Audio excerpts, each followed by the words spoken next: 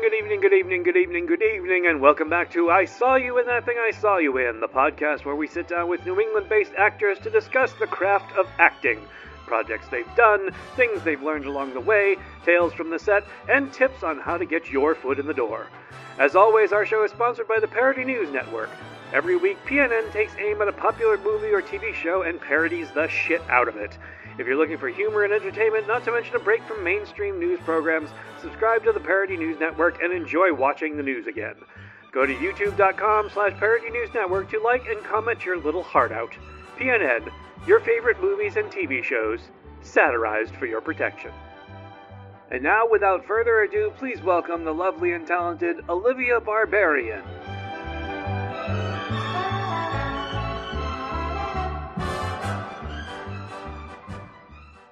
So, in previous interviews, I sort of set the table, talk about, where you came from and where you were born and all that stuff. But I found a much better entry point that I use now. Okay. So I'm going to hit you with that. Okay. And it's very simply, why acting?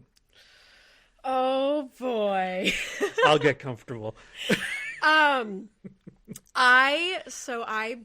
I don't know, like, to be honest, it started when I was a kid. Like, you see it in the home videos, you see it in my personality. I always had this kind of, like, I was obsessed with my dad's home movie camera and, like, being in front of it. And we were on family vacations being like, okay, like, here we are, da-da-da. Like, I've always had, like, that kind of presence. And growing up, I got bullied and, went through different things as a kid that kind of hurt my self-esteem. My family being very, I'm Armenian, so being very, like, having that ethnic part of me, like, growing up, my parents had, like, strong roots in that, wanting me to do really well in school and focusing very heavy on academics. So my parents were very supportive in things that I wanted to do, but school always came first, and it was just kind of like, we don't have the time and space to, like, be doing art, because art's not going to make you money someday type of thing. So I went through my whole life just assuming, okay, like, this type of thing's not for me, going into any of these classes, whatever. Like, it's just, high school, I just stuck to my studies, stuck to sports, and that was it. Basically, my 20s was when I met my now husband. We bought our house during the pandemic.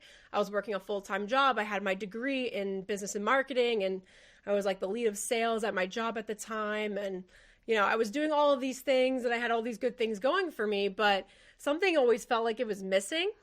And I kind of always had this, like, watching different TV shows, different movies, and always kind of, like, letting my mind wander and kind of, like, fantasizing about, like, oh my God, it'd be so cool to, like, be in a comedy or be in a sitcom, and, like, kind of having, like, those little, like, dreams that pop up in your brain, and, you just kind of push them away. You're like, oh, like, it's not for me. That's not my life. And, right.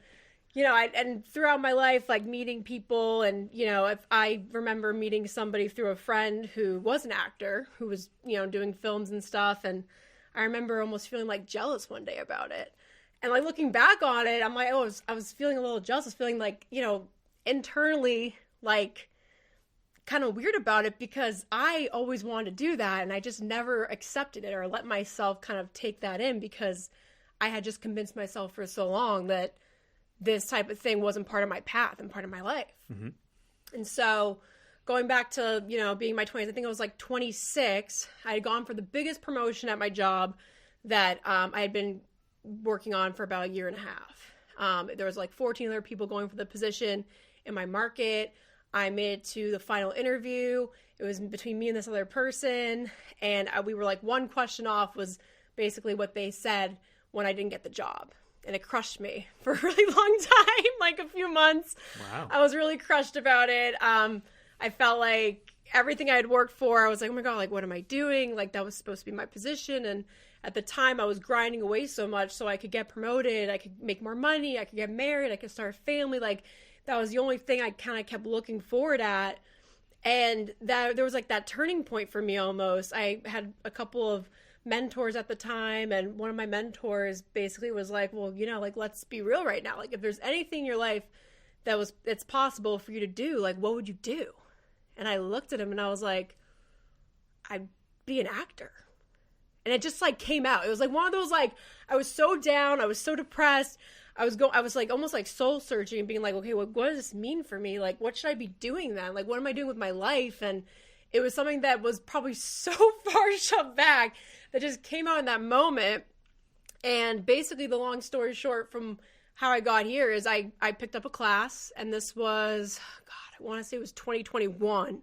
Okay. Yeah, because I went for the promotion early 2021, and this was probably midway through the year where I took my first class, fell in love with it. This was obviously pandemic, so my first class was online, and then a few months later I took one for the first time in person. We had masks and everything, but I knew after I took that first class, I was like, oh, this is fun. I'm like, this is what I should have been doing for so long. I can't believe it took me forever just to take a class, because my mentality was like, if I hate it, I'll never take a class again. Like, why not try? That was where I was at, just based on everything that had gone on in that moment. Mm-hmm. And I had done so much of what everybody else wanted me to do. I had my house. I had, my serious relationship. I had a degree. I had a really good job. And I was like, I want to do something for myself at this point. So I did that. And then I started, learning how to audition and apply for gigs. And, that's how I got started in the short film scene, and then eventually theater. And, I went part-time at my job the next year so I could take more classes. That's where I came across Northern Essex, started theater there, did a lot of theater with them. And now it's 2025. And I'm with 3 agents, and I've done a lot of work. I've done a mix now of commercial work, taken improv classes too. I love improv. I, have like different goals of doing voiceover work at some point and all these different things. But I am now like submerged in this industry that I kind of wish I had started a long time ago, but I'm very grateful that I found it when I did, because I feel like the experiences that I had, building myself up with school and going through networking and business, like all the skills that I had learned through my full-time job and stuff like that, I think really helped me once I did join like the industry and start talking to people as artists and stuff. So long story short, I'm very grateful that I did find it now, even though I wish I did it sooner, but you're never too late to start. So here I am now.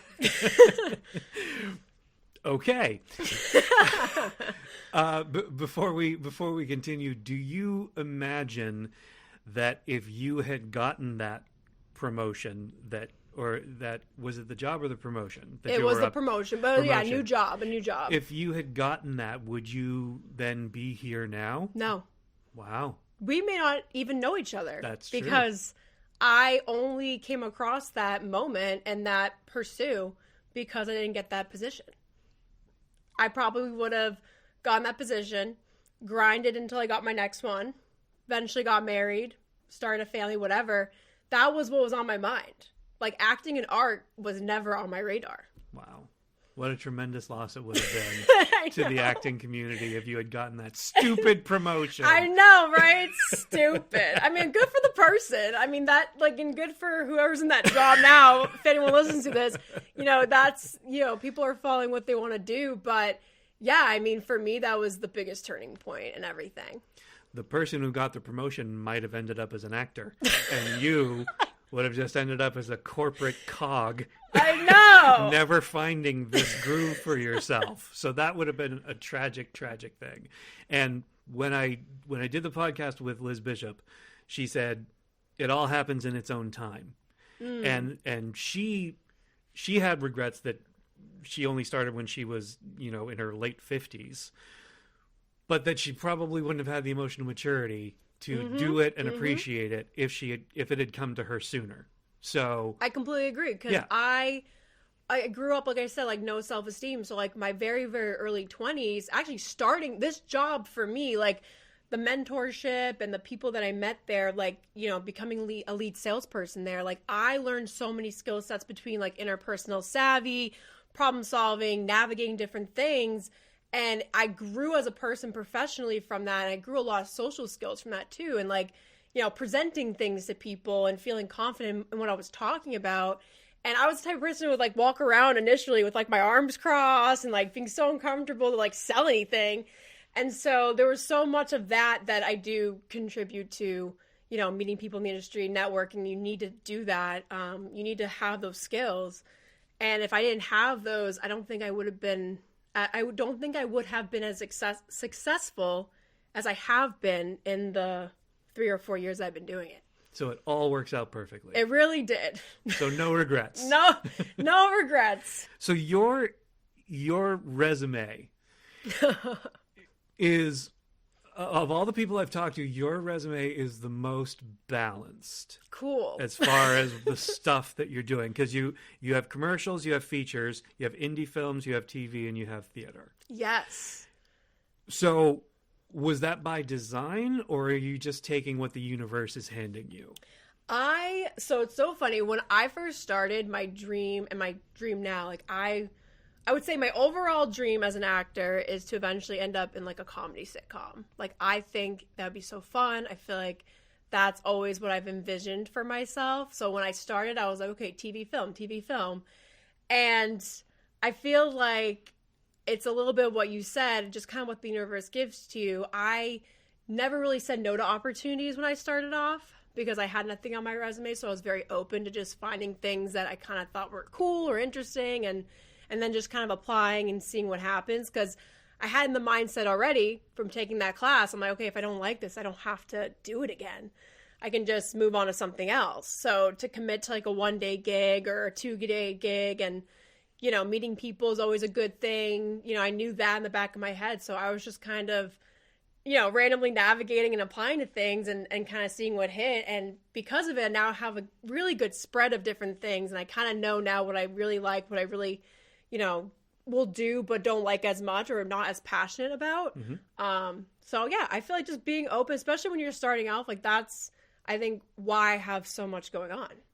Yeah. You're also insanely talented. So of course you have all of this stuff going on. Now that I'm older and scared of everything, I would never in a million years go on stage and do this. But you do. You tread the boards.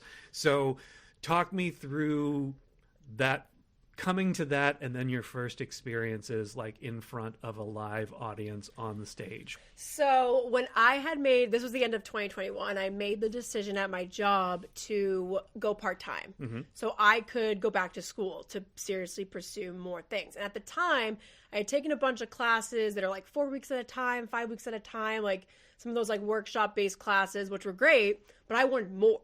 Like I wanted to fully submerge myself in some kind of program. So I had my bachelor's degree. I started calling up all these schools. I went back to UNH. I was like, hey, like, can I just like come back as a student just to take like acting classes and stuff? Like I wanted like more, like, I guess a semester's worth, you know, I was trying to figure that out. And it's actually really hard to do that. Fun fact. A lot of people were like, well, you'd have to come back as a grad student. I'm like, okay, so that's not going to work, whatever. And then I was like, oh, well, I have experience with Northern Essex. I took a lot of classes with them for my business degree. And then I had an associate's in social work with them too. So I was in and out of their system for a bit. And I was like, oh, like, let me see if they do theater classes or acting classes. And so, you know, I looked and I'm like, oh, they do. And they have intro to theater and they had something else. And I was like, well, I really want to do TV and film. But I was like, this would be kind of cool. Like, maybe I'll try. And again, if I don't like it, I can drop the class. You know what I mean? So sure. I had that mentality. And January of 2022 was when I walked into a classroom for that theater class. And I met this woman. Her name's Brianne Beatrice. Shout out. Shout out to Brianne. I love her. She's the one that I've done most of my theater with. But I remember being in class with her, and, you know, from day one, she, like, walked up to me, she's like, there's something about you. I have a show actually coming up I'm about to do auditions for. I know this is, like, super last minute. We just met, all this stuff. She's like, I have a good feeling about you, and I want you to audition. And I was like, oh, okay. She's like, can you learn a monologue? And I'm like, yes. I was like, I don't have any, but okay. So she gave me one to read, and she cast me, and that was how I got into my first, like, stage show. And I don't know, like, when I look back on it, because again, like, everything happens for a reason, and that wasn't where my first intention was at all. But what I will say about theater acting and film acting is that I think theater is scary for its own right. Like you said, you have to do it. You have to do it right. You're in front of people. There's no cuts. But the challenge within that, I think, has made me a better actor. because I don't get shortcuts. You don't get shortcuts in theater. You have to learn. You have to memorize all your lines. You have to know those moments. You have to be in the moment while you're on stage and everyone's watching that moment. And again, like, you can't, there's no shortcuts with that. So I think between like my first show I did, and then I booked another one that year, I think I did actually 3 shows that year. I did a show called Lighten Up. I did another one called Love Sick. And then I did another one called Proof, all in that year with Northern Essex. And yeah, like just that whole aspect of you can't mess up. You have to, you go to rehearsals. It's more of a time commitment. But I think the investment of all of that made me a stronger actor. Sure. When I look back on it. Sure. I will say that there is no thrill equal to it. No, that's right. It's such an adrenaline rush when you're up there, and then when the whole show's over and you're taking your bows and like all that just like leaves your body. It's like it's a special thing. It is. It really is. And I've never felt that any other time in my life than when I was, because I did theater all through high school. Mm-hmm. And so I did tread the boards, and that feeling was unmatched. I don't know if you get the same jumping out of an airplane or like... No, I do. Like, you get the little bubbles in your stomach when you're going on there for the first time. The audience sees you for the first time, and you know that there's people out there, for you. And, I always think, if I know people that are coming to that show, I usually like try to dedicate this for them or something. But you have all those like racing thoughts, and then you just have to go out there. I black out. I don't know what you do. I black out and I just do it. And then you get off and you're like, whoa. And they're like, okay, gotta do that again tomorrow in the next couple of days. But yeah, it just all comes together at the end. So it's really cool. I love theater. I love film too, and both have their own like pros and cons. I would say, like, film's less of a commitment, and some, the pay is usually better for film, and you can typically do more film projects in a month than you can with theater just because of the time commitment and all the rehearsals involved. But there is something very special and magical about seeing something on stage and then knowing that the show you do tomorrow is not going to be quite like the show that you're doing that night. Even though it's the same lines and the same premise of everything, there's still like that feeling and that vibe, that energy exchange. It's just never the same. That's true. That's true. And to capitalize on the gimmick of I saw you in that thing I saw you in, obviously I've seen you in plenty of PNN episodes, but I saw you in Hurricane Diane. And I was terrified for you. I was projecting my terror of being on stage onto you as you came out, and just crushed it. Oh, just thank you. Absolutely crushed it. I'm so glad I saw that. I'm so glad I had that experience. But yeah, I was terrified for you, even though you weren't terrified because you had it down. It was it's just that natural, like, I know what is happening with her right now. The I gears know that, are turning. You're like, oh shit. I know she's on autopilot. Like, she's clicked over to stage actress and she's doing her thing, and we're all sitting here staring at her. It's really in something. That particular show too, I've had the longest monologue I think I ever had. I think the monologue that I had in that show towards the end was like, I want to say it was at least 2 pages, 2.5 pages. So the script book, I remember looking and I was like, okay, how am I going to do this? And I learned it in chunks. I took this focus gummy.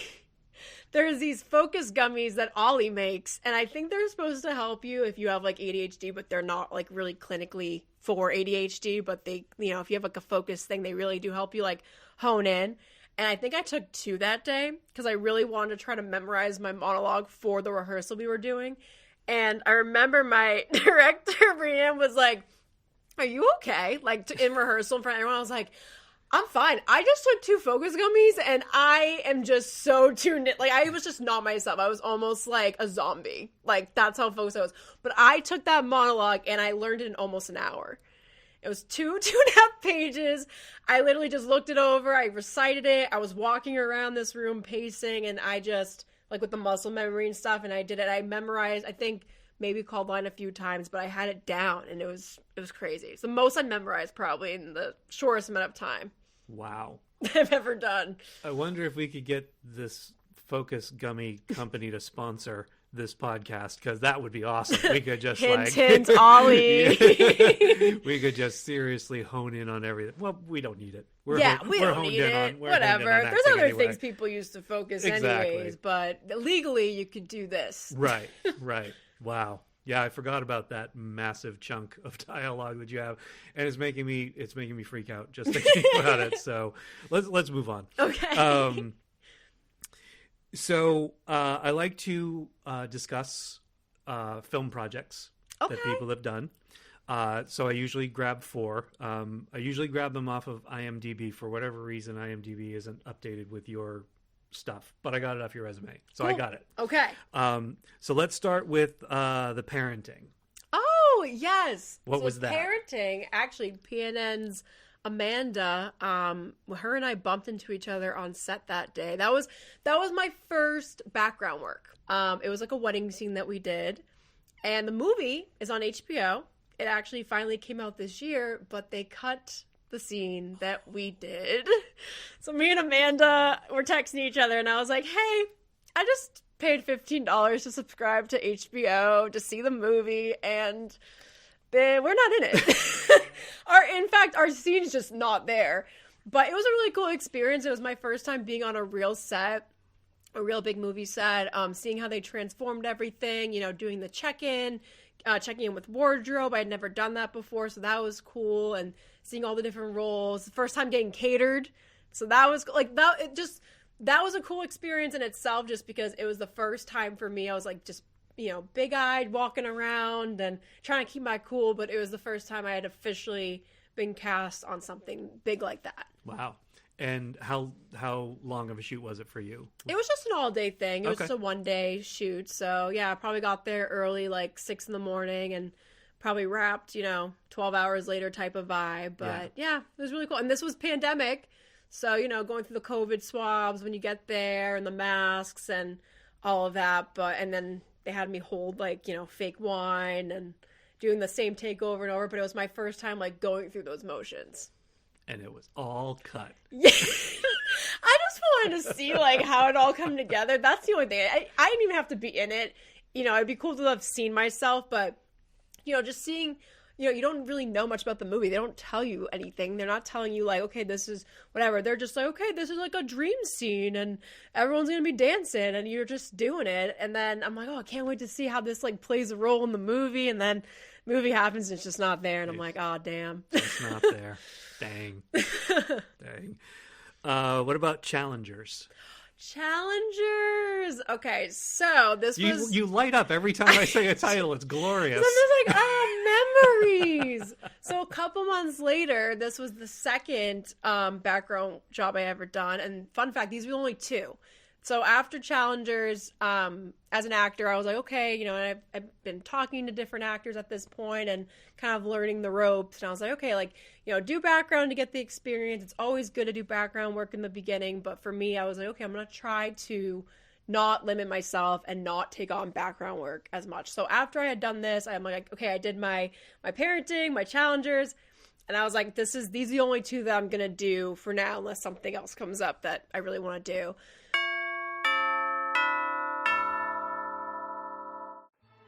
Once again, I Saw You in That Thing I Saw You In is sponsored by the Parody News Network. Every week, PNN takes aim at a popular movie or TV show and parodies the shit out of it. If you're looking for humor and entertainment, not to mention a break from mainstream news programs, subscribe to the Parody News Network and enjoy watching the news again. Go to youtube.com/Parody News Network to like and comment your little heart out. PNN, your favorite movies and TV shows, satirized for your protection.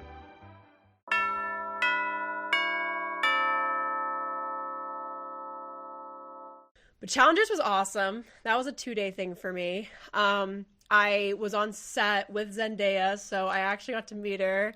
Super nice, down to earth, love her. Wait, okay, time out. Hold on. How am I just now finding out that you met Zendaya? I don't know. I feel like we did. Well, I don't know when I came across PNN, but it was probably later on 2022 or 2023. Maybe you know that. I don't. It was somewhere, but this was before, so I guess it just never came up. I would have had that tattooed on my forehead so that everyone would know, so that would be a talking point with every person I ever met. Okay, go on. I'm sorry. Okay, I'm sorry. Go on. But no, it was a really cool experience because I had first gotten the job because they were looking for tennis players. And I had played varsity tennis all throughout high school. So that was in my special skills. So I got recruited in when they were looking for that. I applied and they're like, okay, great. Like, we'd love to have you in the movie background, her tennis team. And I got to do a wardrobe fitting for that. And they had me dressed up, in the Stanford outfit. So we had different looks. They had me in the background for like one of her practice scenes. And actually, I think I have a little clip of this on my TikTok, but I did see myself a few times in the movie, which was really cool. So this is my first time like going to the movies to see a movie and then seeing part of myself. Because they didn't cut it. No, they didn't cut it, and I was in it, and it made it through. But I'm in it like when we're walking onto the courts, and it's like right before one of her big games at Stanford, and me and this girl I met, her name's Aiden.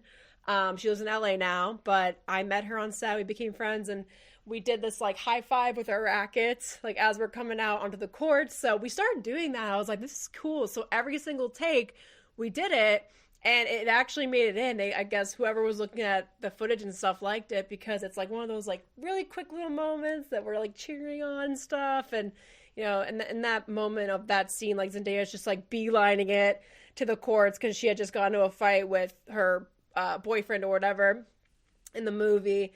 But that like little scene you can see me in, and then there's another one where I'm on this BlackBerry in the back because of the time difference of when the movie was. Yeah. And me and Aiden and this other girl were just like, like just texting while they're doing practice hits and stuff. But that was fun. That was 2 days. 2 days. Yeah. Okay. All right. What about Cute Meat? Cute Meat. So Cute Meat was, I think it was my second short film that I had ever done. And it was one of those ones I think I found on Backstage, and it's like a little comedy thing. It's on YouTube. I look at that and I cringe a little bit. Why? Just because it's like the first thing, and like my acting's okay, but it's, I don't know. Because anytime I see myself and I don't know, I just cringe a little bit every time. But especially then, because I was so new. So my acting was like not what I know I'm capable of now. So anytime I see those things, I'm like, ugh. But that was a really cute, that was a 1 day, no, maybe 2. Might have been 2, because we did a couple of scenes where we went to the woods to do something, like my character's like lugging around stuff, so we might have done that separately, and then another day when me and the girl and the guy, like, we were all together to do the rest of the short. But yeah, that was like a fun project. That was probably one of my first things that I did. I remember we did the PNN episode Road to Morocco, and you were beating yourself up so hard afterwards because you hated what you did. I know. And I was like, it was great. But you were so hard on yourself. It was great. I am my own worst critic, and I just hate, like, with myself, like, if I'm overacting, I can see it, like, in my physicality, and I'm a very strong, I don't even know what I'm trying to say. I like natural acting. Okay. I love things to feel and look as natural as possible. So when the words come out of my mouth, the physicality doesn't match that, and I'm like forcing lines or something, like, I'm just very self-aware, I guess, with myself, maybe to a degree. That's not great. Like, it's probably too much, too self-aware, but I can pick up on those things and sense it. And then if I watch it, I'm like, oh, that's too much. Like, that's too much raising my eyebrow. That's too much moving my head around. Like, just stay still and stay in the moment. But those are things I'm learning with film. Because I feel like in theater, they do work for the most part. But in film, like, I always forget, you just want to stay a little bit smaller and just hone in on it. But I can't help it. I do it to myself all the time. That's fair. That's fair. You're certainly not the only one. I mean, I used to hear that a lot from everybody. They're like, oh my God, why didn't you say I was so terrible? And I'm like, because you weren't. I liked it. You were great. What? I don't understand where this is coming from. And I saved the best for last, casting kill. Yay! I love casting kill. Tell us all about casting kill, because I love this premise. It's such a great idea. It really is. So this was directed by Mark J. Parker, a very dear friend of mine, and we've worked together several times now. But he was actually, when I had mentioned my first in-person acting class in 2021, that was actually with him. Oh. It was at the Kittery Community Center. I'd come across that randomly somewhere, maybe on Facebook or online, and it was a 2-week, I think, workshop. And I did my first slate with him. I have that. I've actually posted that, I think, once or twice, just because I think it's so cool to like see how I literally couldn't even slate the first time I tried slating, and to see like where I am now. It's kind of cool, but we record everything. I did improv for the first time with him, and staying in contact with him, I came across his audition notice for it. And I was like, heck yeah, it's paid. Like, I'm going to try it out. And it was actually right around the same time as Cute Me. So that's why I'm like, I think it was my first official short film, but they both happened really close around the same time. But this was all within my first year of acting. This was all in 2022. And that was really cool. I believe it was a 2-day shoot. It definitely was a 2-day shoot. If I was there for 2 days, I don't remember. I want to say I was, but I was there for at least one full day. And it was my first like full-on audition that I had to submit a tape for. And I actually had met Pina and Liz Bishop through that for the first time. I had no idea who she was, and her and I worked together in the very beginning of that movie. And then after that, like, she's popping up, and like, I was like, oh my gosh, from Casting Kills. So that was my first time ever meeting her, crossing paths with her. But that whole experience was so fun. And it was also like my first time doing like any kind of real horror type thing too, which again, you never know what the universe is going to send you, because if I was going to do film or something, I'm always more into like comedy and stuff, and not drama or horror or anything like that. But that's kind of what I got into. But it's funny because my character is very me, very like she's ditzy. I don't think I'm that ditzy, but there was a lot of comedy with the character that I played. So even though I was in a horror type of themed short, I was still playing a character that had a lot of like fun and comedy, because that's what I love doing. But gotcha.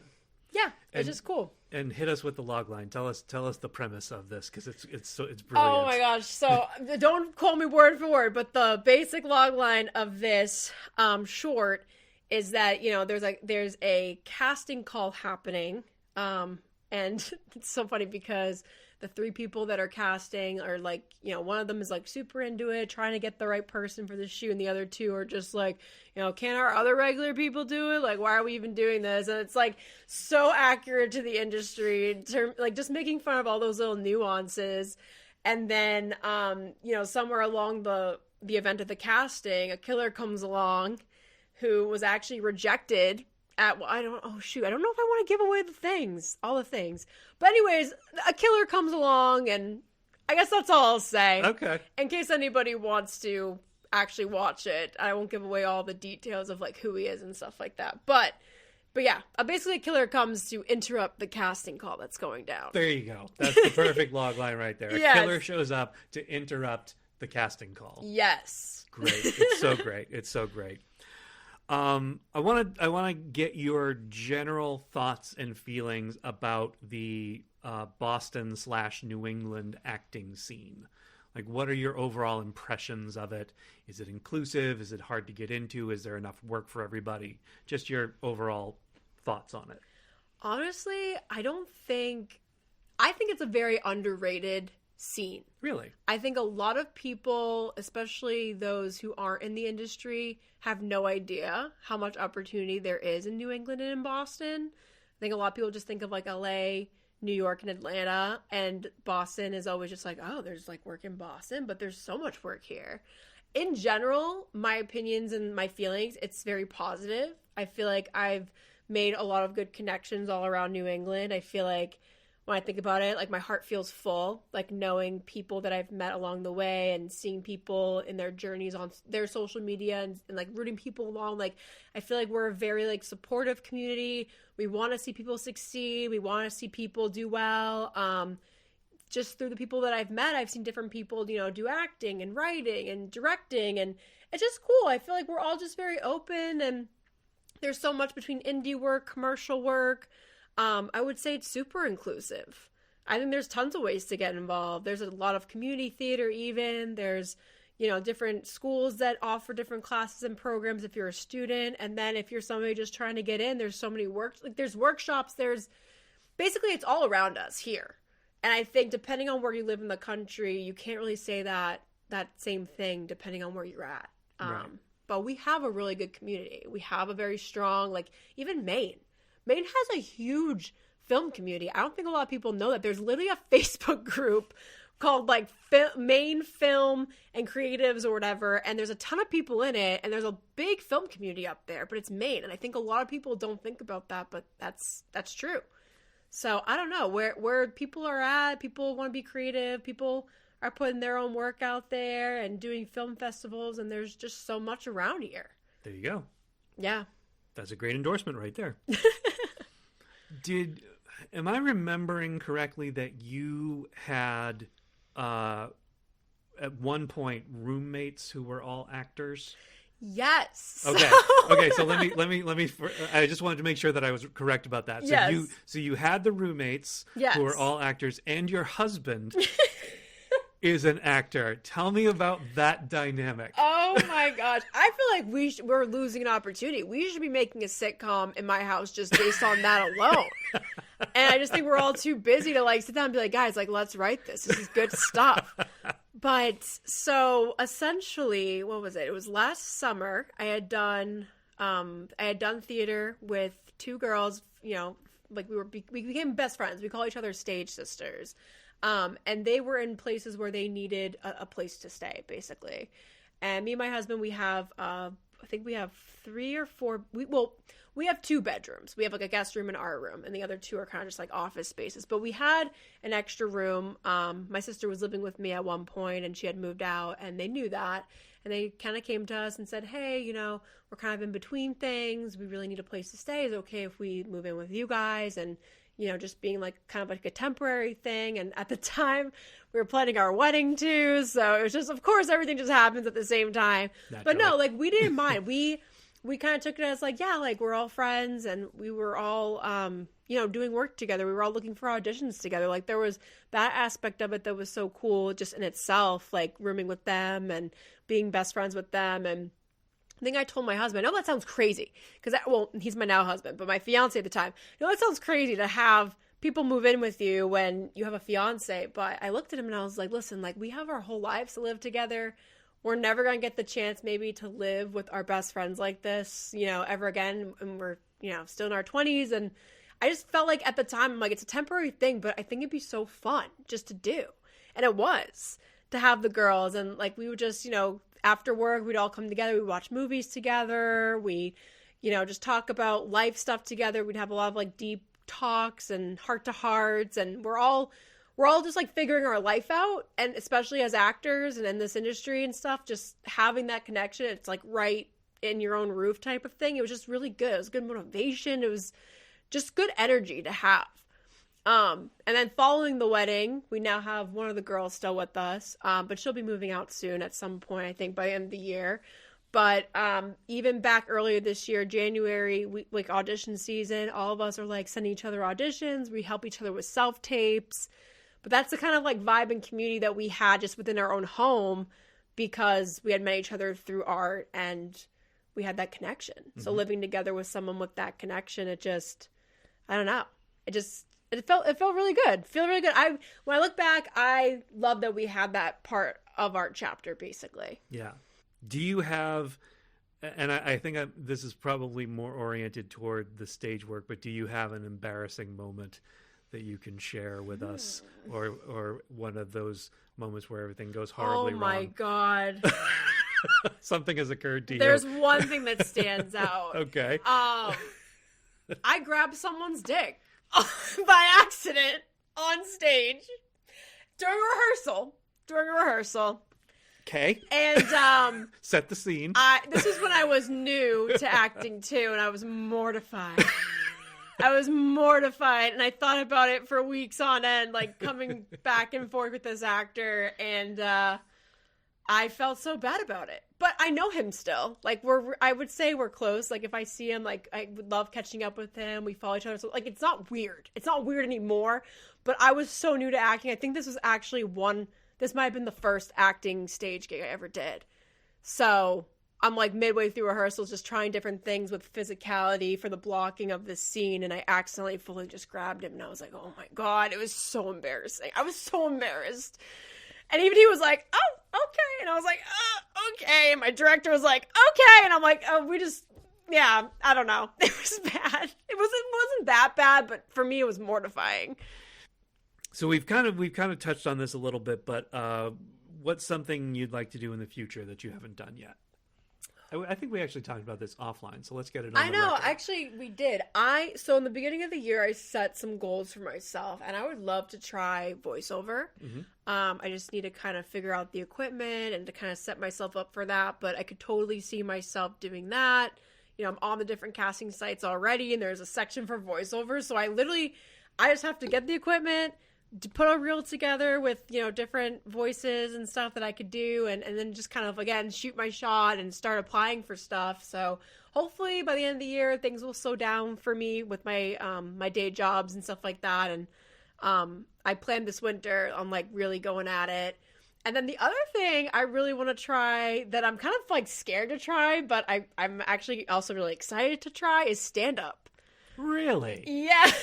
I really want to try it. I would love just to put together maybe like a 5-10 minute set, try a couple open mics. I think that'd be so fun. I already have, like, the love for stage and stuff like that. So it's kind of been on my radar, but those are a couple of things that I would love to set as goals for myself to start chucking away at. You're going to do them. There's no question. You're going to be doing at some them. point, yes, I will. The writing the stand-up is what's most interesting. I need to kind of, like, sit down and, like, really learn and, you know, read up on it and just figure out, okay, what are some of the best ways to do this? And then just think about moments in my life that I could just spew off and talk about and have fun with. And then the voiceover thing I think is really cool. And also just, you know, being in New England and stuff, I think that'd be a really good thing, especially heavy in the winter. I mean, you can do it year round. Right. It'd be, like, heavy in the winter and just picking up gigs and being able to work from home remotely like that as an actor. I think that'd be really cool. So I want to try to get into the space. Nice. What advice would you give to aspiring actors who are just starting out in their careers? Try everything. That's it. Try everything. I would say that's what's helped me get to where I am, I think, like I said, in such a short amount of time, to just, even if you have in your head that you want to do film, you want to do TV, like, just be open to all of it. Take classes, meet people, apply to gigs, because my thing that has now stuck with me for the last 4 or 5 years since I took my very first class, and my theory being like, I can take this, and if I hate it, I don't have to do it again. And you can do that with any kind of gigs you come across. And if you have a true passion for art and for creating, you will come across something that you may not have ever thought of, and you never know what that can do to you. Like, 4 years ago, I'm like, stand up? Like, voiceover? Like, what? But I've just tried so many different things, and I just love all of it. And I just think the more opportunities I have to create, and, you know, it's a good habit to have. And that's what I would tell anybody starting off, is just spread yourself as wide as you can and see what sticks. Finally, what's next for you? I'm always auditioning and looking for, I guess, my next gig, just like any of us are. Personally, I am going to be thinking about a family soon. And I think I've always been scared of that. I've always been scared of thinking of myself as being an actor and then trying to add motherhood into the mix, because I feel like there can be such this, like, taboo, this, like, unspoken thing that, at least for women and as mothers and actors, that it's a very hard thing to balance, and that it's almost, like, not an impossible thing, but you hear about people becoming moms and then assuming, oh, well, I guess they're done acting, I guess they're done working. But I think because I've spent so many years grinding, and not that I'm comfortable, I don't want to say I'm comfortable, but I've definitely gotten a good grasp of what I'm doing now. And I feel more ready, I would say, to almost want to be like, yes, I'm ready to take on motherhood if that comes my way, and hold on to what I'm doing. Because I spent my whole entire life not knowing what these feelings were being an actor. And I came across it 26, 27, and I can't imagine my life without it.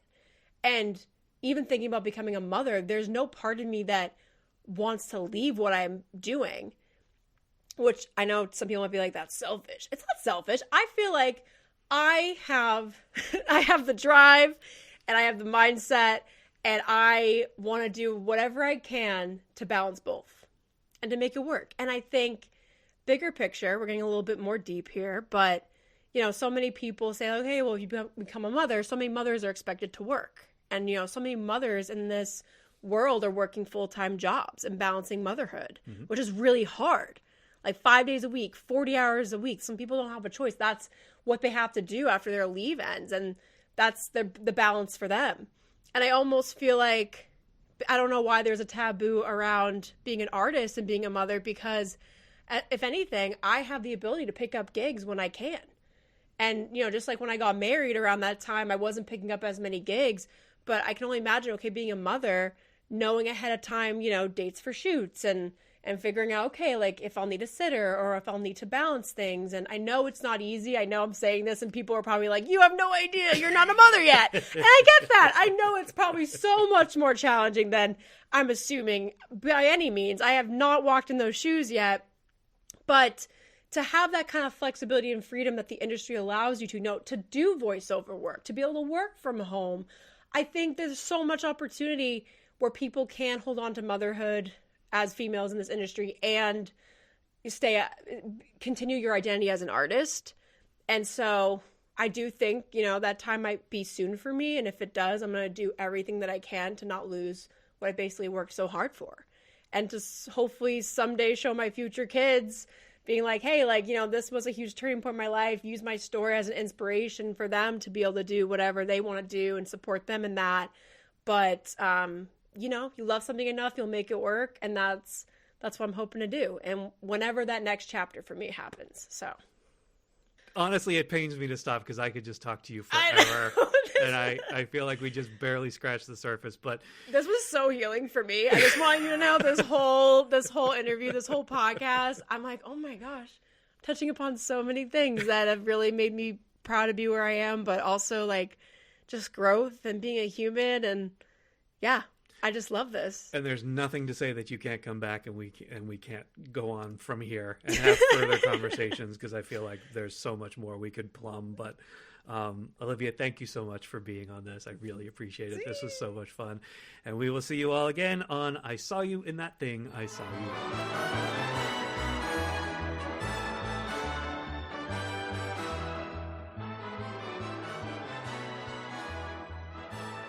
If you're hearing this message, you've listened to the entire podcast, and for that, thank you. We hope you enjoyed this episode, and if you did, please leave us a review on Spotify. See you next week for another installment of I Saw You in That Thing I Saw You In.